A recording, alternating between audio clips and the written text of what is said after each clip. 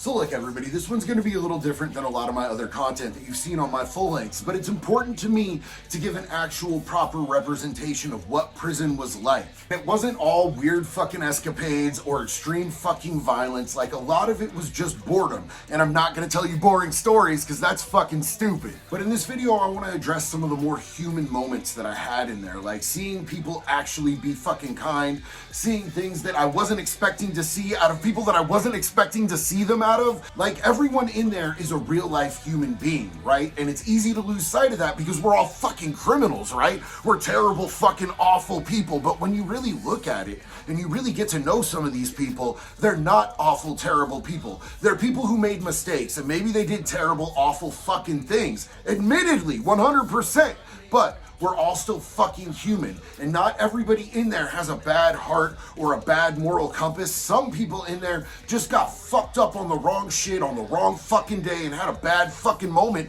that ruined years and years of their lives and hurt other people in the process too. And I think that it's important to acknowledge that, like, as a human being, as a fucking convict, as somebody who's been to prison, like, I knew gang members that were good, solid ass fucking people.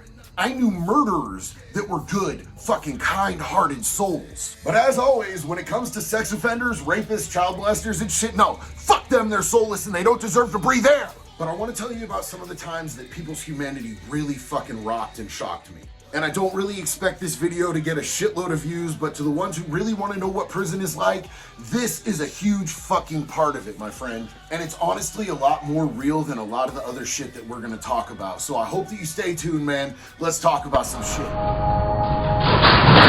Let's talk about a huge one right off rip. There's a huge societal expectation for men not to show any emotion but fucking anger or fucking cockiness or fucking happiness. That's all we're supposed to be. It's a very limited fucking spectrum.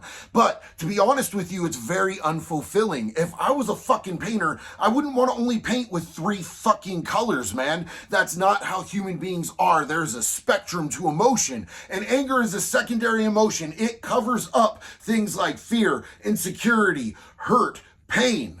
But in prison particularly, any sign of weakness can get you fucked up. Fucked up the ass, beat the fuck up, all types of bad shit, right? So you don't expect to see real motherfuckers showing emotion in there. You expect to see people who show real emotions in there getting their whole shit fucking took from them. But that's not always the fucking case because we're human, we're real, and we have a spectrum, and other people will recognize that realness a lot of the fucking time, man. It's just facts. One time in particular, we were all in the fucking movie room when I was at a fucking camp, and there were a bunch of fucking dudes in there that were real life fucking gangsters. Like, there were some hard motherfuckers in there finishing up a fucking 20-year set, sitting in there with fucking head tattoos, face tattoos, blasted the fuck back, dudes that had sharpened down their fucking teeth, the whole fucking deal. In there on some fucking charges that would probably make you puke into your own fucking lap, bro. But we were watching this movie called 7 Pounds with Will Smith. Have you seen it? It's fucking crazy. And I remember one particular point looking around the room to see if anyone else could tell that my eyes were fucking welling up with tears.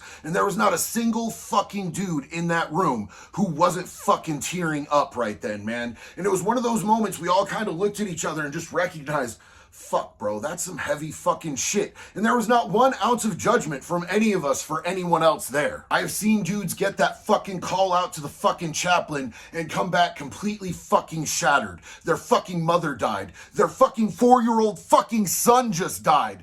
Bad shit fucking happened on the streets and they didn't know how to fucking process it. It was too much. And I have seen grown men go over to those dudes and just fucking embrace them and hold them while they fucking felt real life fucking shit. No judgment, no taking it as weakness, just fucking being human to each other. And that's not something that you expect on a fucking Max Yard, but it's real and it fucking happens, and I saw it on a regular basis. And I think the distinction is probably what's the fucking purpose behind it. If you're in there crying because you fucking got caught, you're a fucking bitch, bro. Don't fucking cry about that shit. You're gonna get fucked up. But if you're in there crying because you just found out that your fucking mom died of fucking cancer and you weren't able to be there for her when she breathed her last fucking breath on this fucking earth, can you imagine how much of a fucking failure and a terrible fucking son you must have felt like all of us knew. My greatest fear when I was locked up is that my mom, my dad, my son, my sister were gonna die, and they were only gonna have this memory of me as their last fucking imprint of me on this earth as someone who wasn't there because he was a failure, because he was in fucking prison, because he was a drug addict and he did crimes. That shit haunted me on a regular fucking basis. So when I saw other dudes going through that, man,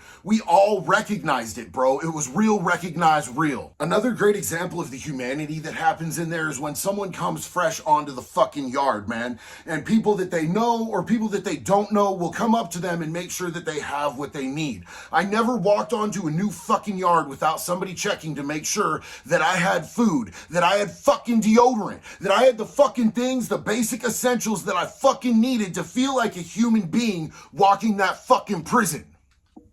And everyone in there is fucking broke for the most part. But even the fucking poorest motherfucker in there will reach out and try to help another motherfucker. Dude, I've been broke out here on the streets and completely fucking lost and didn't know what the fuck to do. And I've reached out to people that I knew for fucking years and they didn't do shit for me. But in there, I had complete strangers who had literally fucking nothing go out of their way to make sure that I didn't fucking lack what I needed in there. Holidays. Everyone hates fucking holidays in prison. Holidays ain't shit in there except another fucking day that you're a fucking inmate with a fucking number and not a fucking real person.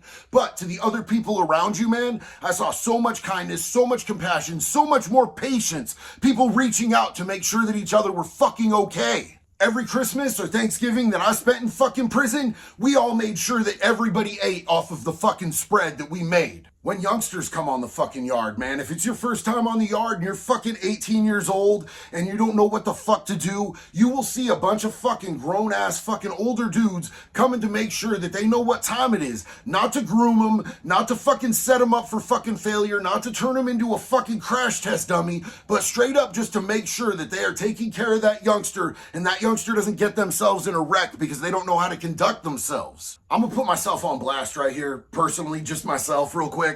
Like, as an anecdote, like, anything to do with animals fucks me up, bro. Like, I'm fucked up about dogs. I fucking love dogs, right? I read that book, A Dog's Life, in fucking jail, bro. Are you fucking kidding me? That dog dies fucking like 3 times in each fucking book. And I cried every single fucking time, man. You're not supposed to cry from reading a kid's book in fucking jail, but bitch, I did. The main purpose of this video was to just give you guys a little bit of context and perspective to the other side of prison and being in there, and that there is actually a sense of fucking community amongst inmates most of the fucking time. It's not all just backstabbing fucking dirt snake ass motherfuckers in there. I am telling you, motherfuckers watch out for each other in there. And that might be in the form of handing a fucking hungry dude a soup, hugging a motherfucker while he cries because his fucking mom just died, or stabbing somebody because they're fucking with the wrong motherfucker. But I'm telling you, one way or the other, we watch out for our own in there. If this video was just too soft and you fucking hated it, like, I get that, let me know in the comments, man. Feel free to blast my ass for it, but I wanted to represent some real shit. If you have any questions, comments, video suggestions, please hit me in the comments. I love you guys. Thank you for tuning in. Anyone who stayed and actually watched this video, I appreciate the fuck out of you because this is something that I wanted to represent. Peace. One love. You sold me out. Did I let you down?